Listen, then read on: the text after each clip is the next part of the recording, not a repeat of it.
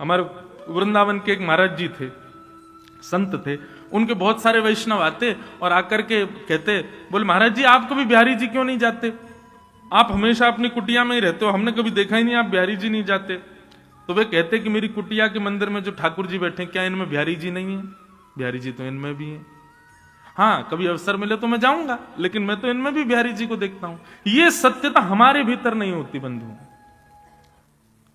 हमको ऐसा लगता है कि हमारे लड्डू गोपाल जो है उनमें थोड़ा कम अंश है, ये वृंदावन में जो मंदिर में बिहारी जी बैठे इनमें ज्यादा अंश है। ऐसा क्यों?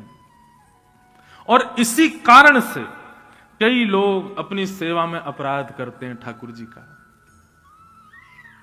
बुरा नहीं मानिएगा, आप सबका देखो निज भाव है, मैं उसमें बीच की बुआ क्यों बनूं? लेकिन जो लोग कभी मैं देखता हूं ना तो ठाकुर जी ऑटो में घूम रहे हैं, मैया लिए डलिया हाथ में और ऑटो में घूम रहे हैं, ठाकुर जी को धूल मिट्टी सब लग रही है। ये विचार आपके भीतर इसलिए आ गया क्योंकि आपने बिहारी जी को श्रेष्ठ और उनको। यदि आपने हमारा चैनल अब तक सब्सक्राइब नहीं किया है तो जरूर करें और बेल आइकॉन दबाना ना भूले ताकि आपको हमारी आने वाली सारी वीडियो की जानकारी सबसे पहले हो सके। तो चलिए शुरू करते हैं। अश्रेष्ठ माना है, आपका भाव ठीक है, अच्छा होगा, आप कहोगे कि हमारे संगी रहते हैं, सब जगह जाएंगे आदि, ठीक है, परंतु थोड़ी तो मर्यादा रखनी चाहिए। और ये मर्यादा कब प्रकट हो जाएगी? तब आप ये, जब आपके भीतर ये सत्यता आ जाए कि नहीं इनमें और उनमें कोई भेद नहीं है, ये समान ही है, ये समत्व ही है। कभी अवसर मिले तो निश्चित है सब जगह जाओ जहां जाने का अवसर मिले, परंतु बद्रीनाथ भगवान, द्वारिकाधीश भगवान, हमारे वृंदावन बिहारी लाल, जगन्नाथ जी और आपके घर के लड्डू गोपाल जी, उनमें किंचित भी भेद नहीं है, वे एक ही है, उनमें कभी भेद मत मानना।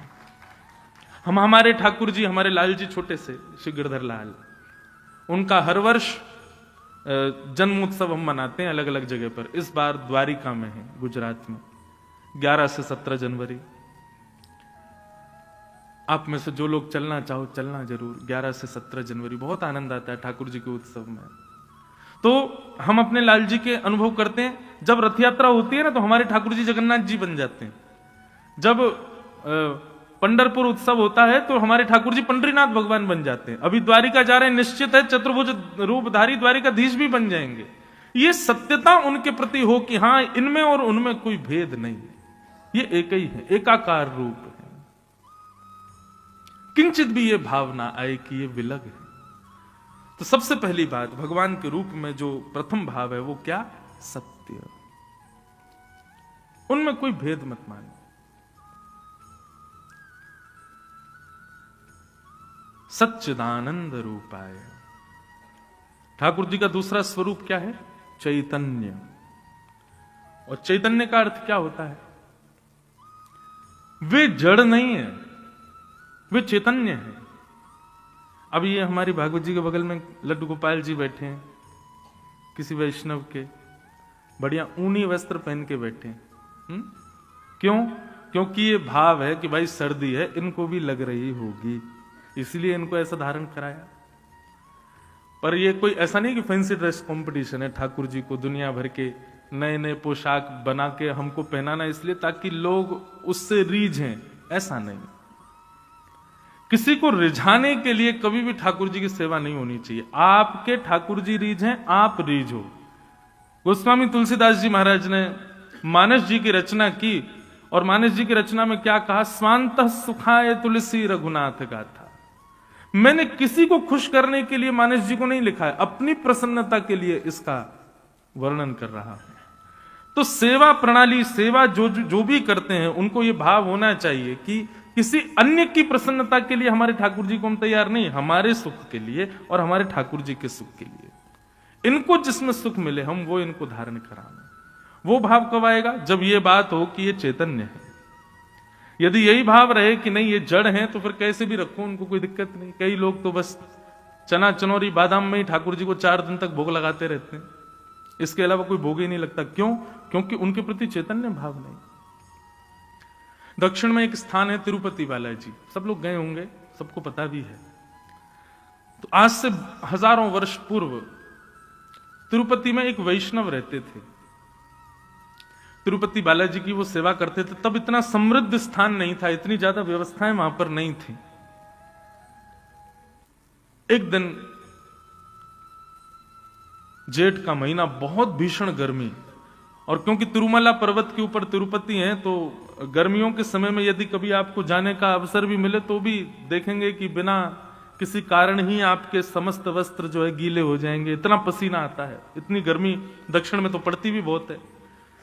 तो जो वैष्णव सेवा करते थे उनके मन में आया, इतनी गर्मी पड़ रही है, इतना गर्म मौसम हो रहा है, ठाकुर जी की नौका विहार के लिए एक सरोवर इस पर्वत के ऊपर होता तो कितना आनंद आता। हम ठाकुर जी को सरोवर में नौका विहार कराते, ठाकुर जी को थोड़ी शीतलता मिलती, आनंद आता। इतनी व्यवस्था नहीं थी, इतने लोग नहीं थे, तो दोनों दंपति, पति पत्नी दोनों लिए फावड़ा और लग गए खोदने सरोवर बनाने के लिए। अब 2 लोग इतना बड़ा सरोवर बनाए तो कितनी व्यवस्था करनी पड़ेगी। बेचारे दोनों खोदते, फिर जितनी मिट्टी इकट्ठी होती उसको लेकर के जाते, दूर फेंकते। तो जो ब्राह्मण थे, उनकी जो ब्राह्मणी थी वो गर्भवती थी, उनके गर्भ में बालक था। वो जब मिट्टी उठा करके दूर कहीं फेंकने जाती तो ठाकुर जी को बड़ी पीड़ा होती। बोले कि देखो हमारे सुख के विचार के लिए दोनों कितना श्रम कर रहे हैं। वो गर्भवती माता है, उनके गर्भ में बालक है, फिर भी देखो वो कैसे लगी हैं, धूप ताप कुछ विचार नहीं करती, हमारी सेवा में तत्पर हैं। ठाकुर जी से देखा नहीं गया, और ठाकुर जी इतने में ही नन्हे से एक ग्वारिया बालक बन करके आए, सांवला सा उनका रूप, और जैसे ही वो मैया मट्टी डलिया में भर के उठा के फेंकने जाती, इतने में ही वो बालक रूप में ठाकुर जी आ जाते और उनसे डलिया छिना करके स्वयं लेकर के जाते और दूर फेंक करके और फिर डलिया मैया के पास छोड़ के फिर भाग जाते। मैया बोली पता नहीं कौन नटखट बालक है, किसका बालक है, कहां से आ जाता है, मेरी डलिया उठा के भाग जाता है। पुनश्च फिर से मट्टी इकट्ठी करके जैसे ही डलिया उठाई, फिर से ठाकुर जी आ गए और फिर से डलिया छिना के और लेके जाएं और दूर पटक करके और डलिया उनके पास फेंक के फिर भाग जाएं, और वो रोकना चाहें तो रुके नहीं। 2-3 बार जब ठाकुर जी ने किया तो ब्राह्मणी ने जाके ब्राह्मण को दिखाया, बोले देखो आप मट्टी खोदते मैं भरती हूं, जैसे ही मैं लेके जाती हूं पता नहीं कहां से बालक आता है और वो पूरी डलिया लेके भाग जाता है और फेंक के और फिर कहीं अंतर्ध्यान हो जाता है, कहीं चला जाता है, छुप जाता है, किसका बालक है यहां।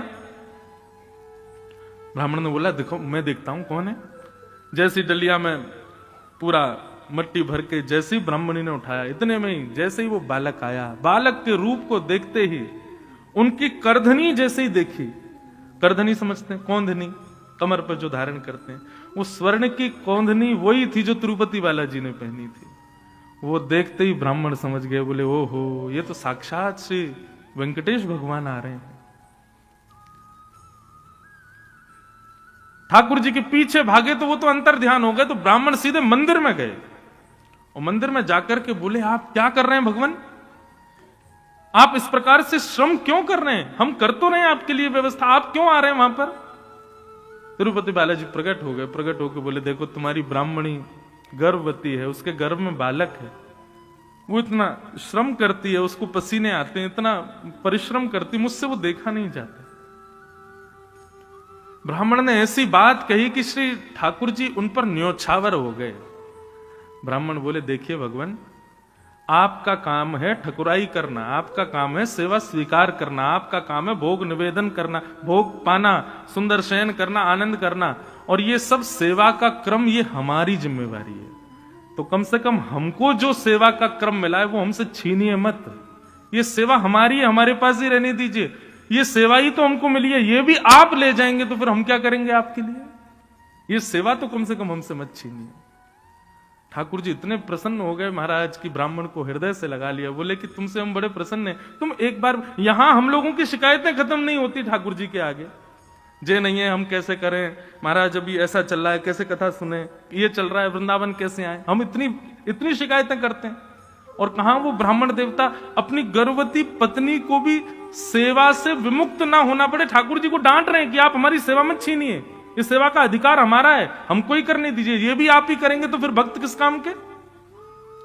ठाकुर जी ने हृदय से लगाया, बोले अच्छा ठीक है जाओ सेवा करो। जैसे ही ब्राह्मण निकल के बाहर आया तो देखा कि वहां तो एक सुंदर कुंड का निर्माण हो चुका था। ठाकुर जी ने बढ़िया सुंदर सरोवर वहीं व्यवस्थित कर दिया ताकि अब इनको सेवा ज्यादा ना करनी पड़े और हमारी नौका विहार का क्रम होने लगे।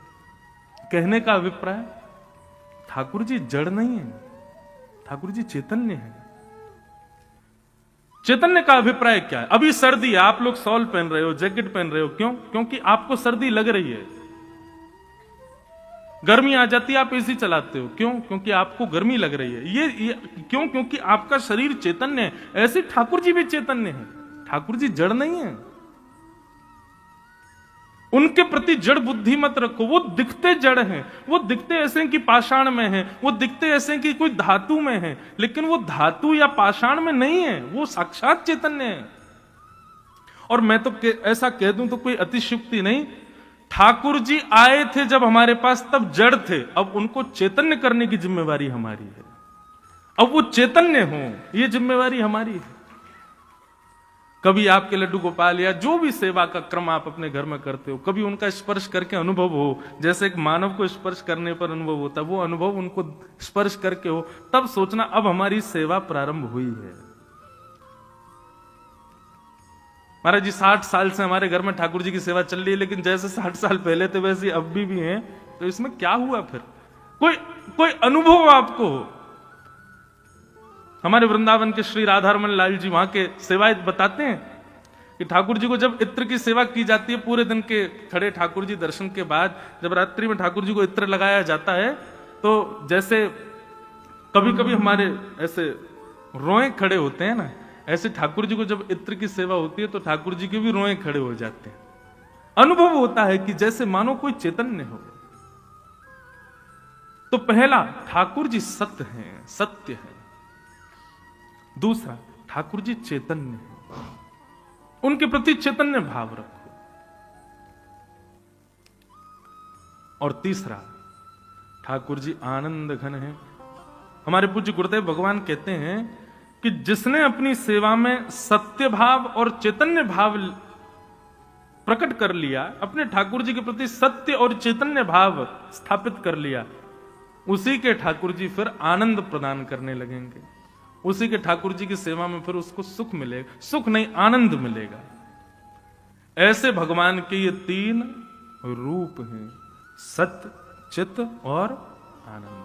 सच्चिदानंद रूपाय, सत्य, चैतन्य और आनंद, ये भगवान के 3 रूप।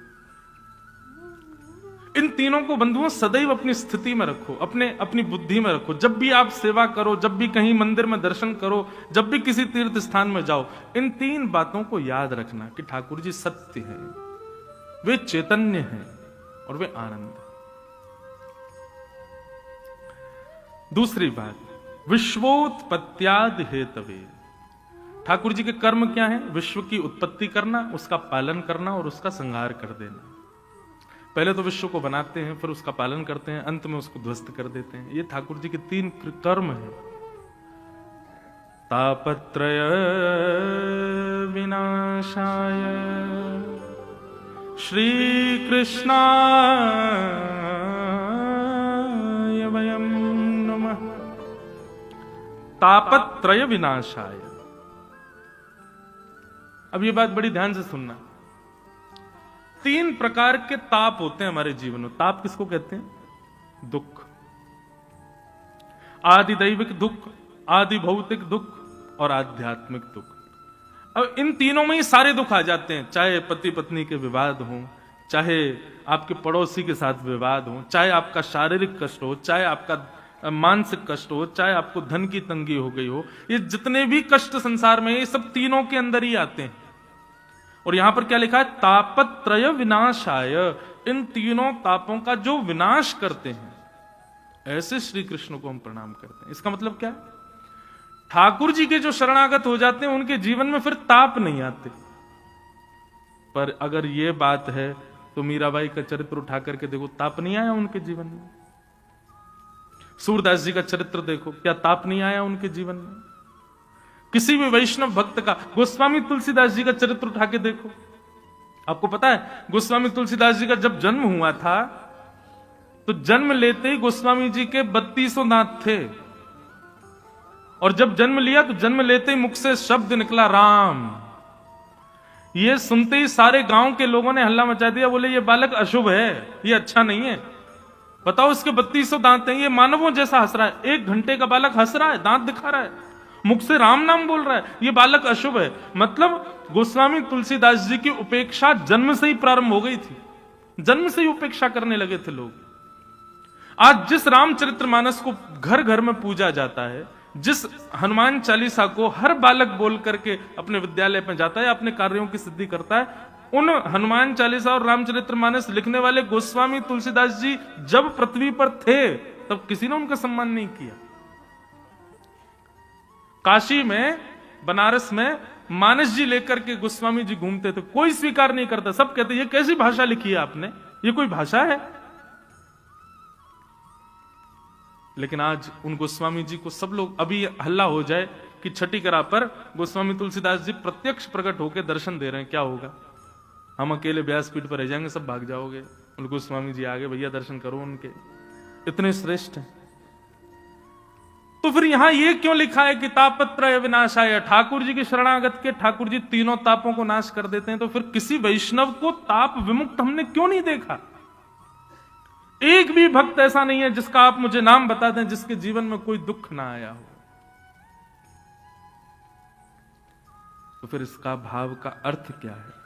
बहुत ध्यान से सुनना।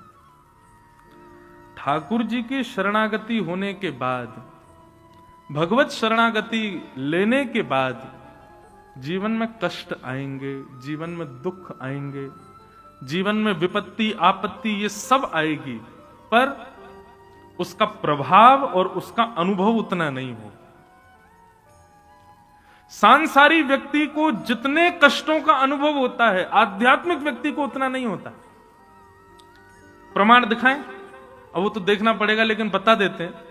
सांसारिक व्यक्ति को आप 4 सब्जियां बना करके दे दो और बढ़िया उसको सब बिल्कुल व्यवस्थित करके और कहो भैया ले लो 2 रोटी पाओ प्रेम से, उसमें भी वो नमक मिर्च कम बता देगा, उसमें भी वो नाक मुंह मोड़ देगा, इसमें ये नहीं है, इसमें ये नहीं है, अरे मजे नहीं आ रहे, कुछ और बढ़िया ला लो, नींबू निचोड़ो, इसमें थोड़ा मसाला डालो, जे करो। और वही भगवत वैष्णव भक्त हो, उसको आप 2 दिन बासी रोटी दे दो और उसमें ही थोड़े से टमाटर काट करके दे दो, या ठाकुर जी की कोई अमनिया प्रसादी हो, ठाकुर जी को भोग लगी हो, वो उसको दे दो। कैसी भी हो, बस ठाकुर जी की प्रसादी हो, वो बिल्कुल उसको प्रेम पूर्वक पालेगा, उसमें कोई किसी भी प्रकार का कोई भाव ऐसा नहीं रखेगा कि ऐसा क्या। सांसारी व्यक्ति को वस्त्र पहनने के लिए कितनी मैचिंग देखेगा, ये देखूं ये देखूं ये देखूं, और वही भगवत व्यक्ति हो वो कुछ भी पहन लेता, उसको कोई फर्क नहीं पड़ता। सांसारी व्यक्ति को सोने के लिए गद्दा भी अपने अनुकूल चाहिए, लेकिन भगवत वैष्णव भक्त को तो सामान्य पृथ्वी मिल जाए वहीं लेट के सो जाता है। कहने का अभिप्राय, जब आपके जीवन में आध्यात्म स्तर बढ़ता है तो कष्ट तो जीवन में आते हैं, लेकिन आपको उसका अनुभव नहीं होता, उनकी अनुभूति कम हो जाती है, वे अनुभव होने कम लगते हैं। आध्यात्मिक होने का मतलब यह नहीं कि आपके जीवन से कष्ट चले जाएंगे,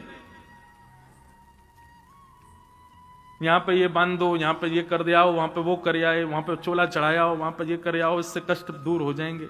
भाई प्रारब्ध है ये तो भोगना ही पड़ेगा, उससे कैसे बच जाओगे?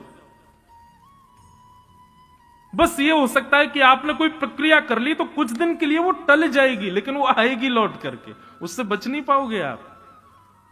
तो फिर अपने प्रारब्धों को स्वीकार कीजिए ना, उससे भागते क्यों है हम लोग? जगन्नाथपुरी में श्री जगन्नाथ जी के एक भक्त हुए माधव दास जी, मैं कथा सुनाया करता हूं उनकी, मुझे क्योंकि ये कथा इतनी प्रिय है, ये छोटी सी कथा में इतना बड़ा ज्ञान छुपा है। माधव दास जी को एक बार एक बहुत भयानक रोग हो गया, ऐसा रोग हो गया कि वो शिथिल हो गए और बिस्तर पर पड़े पड़े उनके मलमूत्र त्याग होता था, दुर्बल हो गए, निर्बल हो गए। तब माधव दास जी पर दया आ गई जगन्नाथ जी को। जगन्नाथ जी बोले माधव दास बेचारो या की कोई सेवा भी ना कर रहा हो, मैं जाऊं या के पास। तो ठाकुर जी आ गए और ठाकुर जी अपने अंजलि में जल भर के लाते और माधव दास जी के मलमूत्र को साफ करने लगे। माधव दास जी के जब नेत्र खुले, देखा जगन्नाथ भगवान सेवा कर रहे हैं, हाथ पकड़ लिया, बोले प्रभु क्या कर रहे हो आप? बोले तुम्हारी सेवा कर रहा हूं, तुम बहुत दुर्बल हो गए ना, बीमार हो गए हो। तो माधव दास जी ने कहा आप तो भगवान हो, आप मेरी सेवा करना मंजूर मानते हो, इससे अच्छा तो मेरा रोग दूर कर दो। आप चाहो तो हो सकता है आप चुटकी बजाओ मैं ठीक हो जाऊंगा। आप वो क्यों नहीं कर रहे हो? मेरी सेवा क्यों कर रहे हो? आप चाहो तो मैं तो बिल्कुल रोग निवृत्त हो जाऊंगा। तो भगवान ने जो बात कही वो सुनिए। ठाकुर जी कहते हैं, माधव, व्यक्ति संसार में अगर जन्म लिया है तो इसका मतलब है उसके प्रारब्ध बचे हैं, इसीलिए वो जन्म लेकर के आया है और वो धीरे धीरे आगे बढ़ रहा है। इसका मतलब अब वो भोगेगा। एक समय आने पर उसके जीवन में कष्ट, विपत्तियां, आपत्तियां, चैलेंजेस आने शुरू होंगे ही होंगे, क्योंकि ये उसके पूर्व के प्रारब्ध हैं, इसीलिए उसका जन्म हुआ है। लेकिन यदि वो भक्त मेरे चरणों में आके कहे कि महाराज इन सबको दूर कर दो, इन सबको नष्ट कर दो, ये जितनी विपत्ति आ रही है इनको सबको खत्म कर दो, और कहीं मैंने दया करके उन विपत्तियों को खत्म कर दिया, वो विपत्तियां खत्म नहीं होंगी, वो विपत्तियां कुछ दिन के लिए टल जाएंगी और टलने के बाद प्रारब्ध है, भोगना तो फिर से पड़ेगा। माधव, आज तुमको एक रोग हुआ, यदि मैंने इस रोग को चुटकी बजा के ठीक कर दिया ना, तो अभी के लिए तो ये टल जाएगा, लेकिन ये प्रारब्ध जो तुम्हारा बच गया, जो तुमने भोगा नहीं, उसको भोगने के लिए तुमको फिर से जन्म लेना पड़ेगा और फिर तुमको भोगना पड़ेगा। इसलिए मैं चाहता हूं कि तुम अभी निवृत्त हो जाओ, इसके बाद तुम्हारा जन्म ही ना हो। इसलिए जो कुछ भी मिल रहा है सबको भोग लो, ताकि तुम अभी निवृत्त हो जाओगे, इसके बाद तुम्हारा जन्म नहीं होगा फिर। इसलिए बंधुओं, आप अनुभव करके देख लीजिएगा। हमने तो बहुत कम आयु में अनुभव कर लिया कि वैष्णव पथ पर जो चलने लगा व्यक्ति, उसके जीवन में कष्ट सामान्य व्यक्ति से ज्यादा आता है। क्यों? ठाकुर जी जैसे ही देखते हैं कि अब ये वैष्णव हो गया, अब ये भक्ति पथ का पथिक हो गया, अब ये मेरे मार्ग पर चलने लगा, तो ठाकुर जी उसके सारे प्रारब्धों को इकट्ठा करके एक साथ भोगवाना प्रारंभ करते हैं। भोग ले सबको, सबको खत्म कर और निवृत्त होके आ जा मेरे पास। इसका मतलब क्या है? यदि आप 4-5 दिन बिना किसी विपत्ति के, बिना किसी आपत्ति के जी रहे हो, सब कुछ बढ़िया चल रहा है, जैसा सोचा था, जैसा विचार किया था, सब कुछ वैसा चल रहा है, तो घबराहट होनी चाहिए आपको। क्यों? ये आपत्ति विपत्तियां सब समाप्त हो गई, इसका मतलब आगे कोई बहुत बड़ा तूफान ठाकुर जी ने तैयार कर रखा है, आएगा। लेकिन हर दिन कुछ ना कुछ हो रहा है, हर दिन कुछ ना कुछ फेस कर रहे हैं हम, तो इससे भी प्रसन्न हो जाना। क्यों? ठाकुर जी निवृत्त कर रहे हैं, अब धीरे धीरे सब खत्म हो रहा है, स्वीकार करो। तापत्रय विनाशाय, ठाकुर जी तापों को विनाश नहीं करते। ठाकुर जी तापों का जो असर हमारे ऊपर होता है उससे हमको निवृत्त कर देते हैं। एक प्रकार से आज की भाषा में मैं कहता हूं कथाओं में कि भक्ति क्या है? भक्ति एनेस्थीसिया का इंजेक्शन है। उसको लगने के बाद व्यक्ति सुन्न हो जाता है। जैसे एनेस्थीसिया लगा, फिर चाहे डॉक्टर काट दे, पीट दे, कुछ भी कर ले, आदमी को कुछ पता नहीं चलेगा। देखो, क्रिया तो हो रही है, ऑपरेशन तो हो रहा है, काटा तो जा रहा है, रक्त तो निकल रहा है, लेकिन उसको पीड़ा नहीं हो रही है। क्यों? सुन्न हो गया। ठीक वैसे ही भक्ति भी एनेस्थीसिया की तरह। एक बार यदि आप भक्ति पथ के, वैष्णव पथ के अनुगामी बन गए, विपत्तियां जीवन में आएंगी लेकिन आपको अनुभव नहीं होगा। उसकी इतनी ज्यादा कष्ट स्मृति में नहीं आएगा। बाकी हम सब गाते हैं, ब्रज के नंद लाला, राधा जी के सांवरिया, सब दुख दूर हुए जब तेरा नाम लिया। ब्रज के नंद लाला, राधा जी के सांवरिया, सब दुख दूर हुए जब तेरा नाम। करताल बजा के गाओ।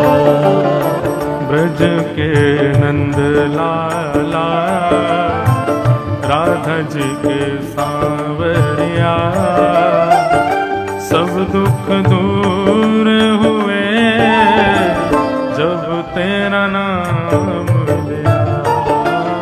ब्रज के नंद लाला, राधा जी के सांवरिया, सब दुख दूर हुए जब तेरा नाम लिया। सब दुख दूर हुए जब तेरा नाम लिया। सब दुख दूर हुए जब तेरा नाम लिया। ओ मीरा पुकारे तुम्हें गिरधर गोपाला। मीरा पुकारे तुम्हें गिरधर गोपाला। मीरा पुकारे तुम्हें गिरधर गोपाला। मीरा पुकारे तुम्हें गिरधर गोपाला। ढल गया अमृत में विष का भरा प्याला। बन गया अमृत में विष का भरा प्याला। ओ विष का भरा प्याला कौन मिटाए उसे जिस तूने राख लिया। सब दुख दूर हुए जब तेरा नाम लिया। सब दुख दूर हुए जब तेरा नाम लिया।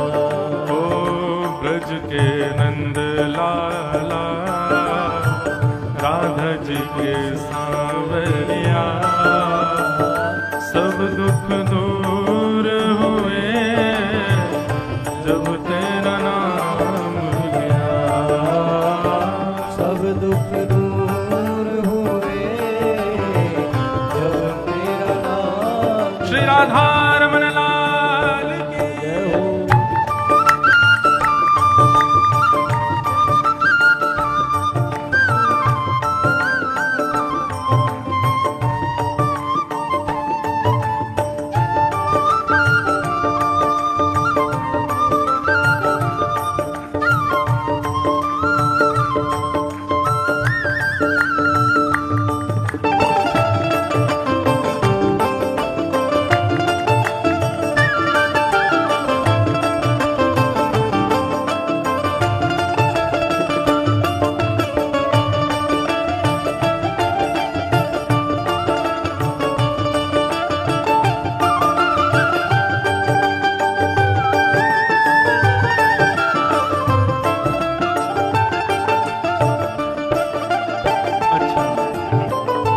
वृंदावन की सीमा से बाहर के लोगों के दुख बहुत सारे हो सकते हैं, पर वास्तविक में ब्रजवासी का एक ही दुख है।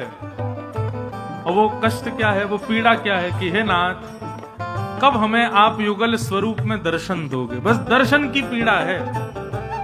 ब्रजवासी तो महाराज बिहारी जी से भी जाकर के यही कहें, ए हो विधिनाथ तो पे अचरा पसार मांगू, जन्म जन्म दीजो याही ब्रज बसिवो। हे विधाता, यदि तू हमसे ने एक प्रसन्न है गए हो तो भैया ने कृपा कर दियो, हमें दोबारा तो ब्रज में ही जन्म दे दियो। ब्रजवासियों की तो एक ही पीड़ा है कि ठाकुर जी आप बस हमको दर्शन दे देना, और कोई चाह नहीं है ठाकुर जी से। ब्रजवासी और कोई कामना नहीं करते, हम भी यही कामना करेंगे ठाकुर जी से। देख रहे हो तुम मेरे दुखड़े सारे, देख रहे हो तुम मेरे दुखड़े सारे। देख रहे हो तुम मेरे दुखड़े सारे। देख रहे हो तुम मेरे दुखड़े सारे। कब दर्शन दोगे मेरी आंखों के तारे। अब दर्शन दोगे मेरी आंखों के तारे। ओ मेरी आंखों के तारे।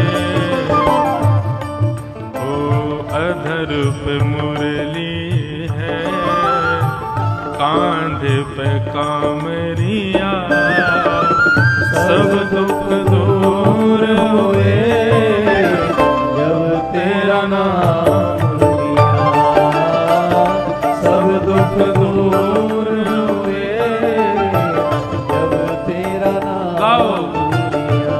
ओ ब्रज के नंद लाला, राधा जी के सांवरिया, सब दुख दूर हुए जब तेरा नाम लिया, सब दुख दूर हुए जब तेरा नाम लिया। ओ सब दुख दूर हुए जब तेरा नाम लिया। ओ सब दुख दूर हुए जब तेरा नाम लिया। तो तापत्रय विनाशाय श्री कृष्णाय वयम नमः। तो इस बात को आप लिख लीजिए, ठाकुर जी कष्ट दूर नहीं करेंगे। आप यदि उनके शरणागत हो गए तो पीड़ाएं दूर नहीं होंगी, बस पीड़ाओं का अनुभव कम होगा। और जैसे जैसे इस भक्ति मार्ग में आगे बढ़ेंगे, आध्यात्म मार्ग में आगे बढ़ेंगे, तैसे तैसे सांसारिक विपत्तियां कम होती चली जाएंगी। फिर विपत्तियां बदल जाएंगी। अभी विपत्ति क्या है? अभी विपत्ति सांसारी है। ऐसा हमने सोचा था, नहीं हो रहा, विपत्ति लग रही है। बेटा कोई ये काम नहीं कर रहा, विपत्ति लग रही है। बेटी से ऐसी अपेक्षा थी, नहीं मान रही, विपत्ति लग रही है। चाहते थे यहां घर बने, ऐसा हो वैसा, ये सब विपत्तियां हैं। लेकिन भक्ति मार्ग में आने के बाद में कष्ट केवल एक ही रह जाता है, और वो कष्ट क्या है पता है?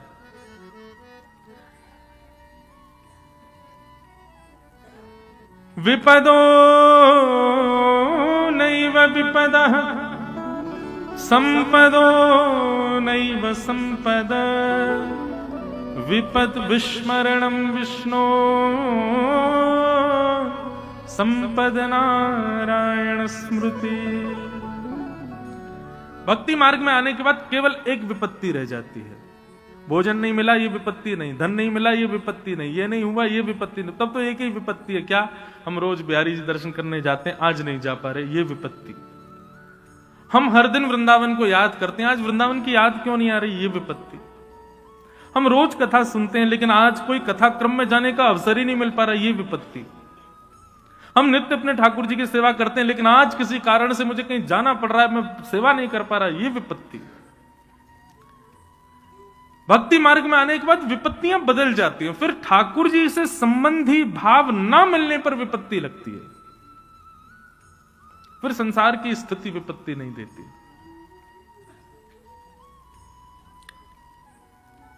ये विपत्ति का कारण बन जाता है। विपद विस्मरणम विष्णु, ठाकुर जी की स्मृति ना होना, ये विपत्ति का कारण लगता है। तो बंधुओं, ये बात आप समझ लें कि आध्यात्मिक होने से कष्ट जीवन से नहीं जाते, आते हैं, बस उनका अनुभव नहीं होता। हमारे ब्रज में गाते हैं, ऐसो दुख दीजो ही माहि, कैसो दुख बिनु पद कंज छटा दृग देखे, को सुहावे नाही, को सुहावे नाही, ऐसो दुख दीजो ही माहि। दुनिया की कितनी भी सुंदरताएं दिख जाए, लेकिन जब तक युगल बिहारी ना देखें, जब तक राधा वल्लभ लाल ना देखें, जब तक बिहारी जी ना देखें, तब तक नेत्र व्याकुल ही रहें। हनुमान जी महाराज एक दिन रो रहे थे। राम जी ने जाके पूछा, क्यों रो रहे हो? हनुमान जी बोले, दर्श बिन दुखन लागे नैन, आपके दर्शन के बगैर मेरे नेत्रों में बहुत दर्द होता है ठाकुर जी। राम जी बोले, तुम पूरे दिन तुम्हारे संगी रहते हो, फिर क्यों दर्द होता है? बोले, दिन में तो रहता हूं, लेकिन रात में नहीं रह पाता ना। रात में तो आप कनक भवन में चले जाते हो, वहां सीता जी के संग रहते हो, सखियां रहती, मेरा तो वहां प्रवेश ही वर्जित है। पूरी रात आपको देखे बगैर मैं जीता हूं, तो मेरे नेत्रों में बहुत पीड़ा होती है ठाकुर जी। राम जी बोले अब भैया वो तो आज्ञा तुमको सीता जी से ही लेनी पड़ेगी। हनुमान जी सीता जी के पास गए, बोले मैया आप रात में कनक भवन में राम जी जब भीतर जाते हैं, मां मुझे भी ले चला करो। सीता जी बोली कैसी बात कर रहे हो, अरे भैया वो हमारा निज महल है, वहां कोई नहीं आता, वहां पिताजी माता जी का भी प्रवेश नहीं, तुम कह रहे हो तुमको ले जाएं। बोले कि 2-4 दिन और आपने अगर मुझको रात्रि में नहीं बुलाया ना कनक भवन में, तो मेरे प्राण ही निकल जाएंगे। क्यों? बोले मैं रात भर प्रार्थना करता हूं, हे सूर्य नारायण तुम प्रकट हो जाओ, हे गुरुदेव प्रकट हो जाओ, कब सूर्य उदय हो और कब राम जी बाहर आए, रात मुझसे झिलती नहीं है, मैं रात भर राम जी को देखे बगैर मुझसे रहा नहीं जाता। कैसी व्याकुलता हनुमान जी की। अब ये विपत्ति होती है वैष्णव की। वैष्णव को फिर सांसारिक विपत्तियां नहीं सताती, उसको ठाकुर जी से किसी भी रूप में विमुख किया जाएगा, वो उसके लिए विपत्ति। आपको हमारी वीडियो पसंद आती है तो वीडियो को लाइक और शेयर जरूर करें और कमेंट में राधे राधे लिखना ना भूलें।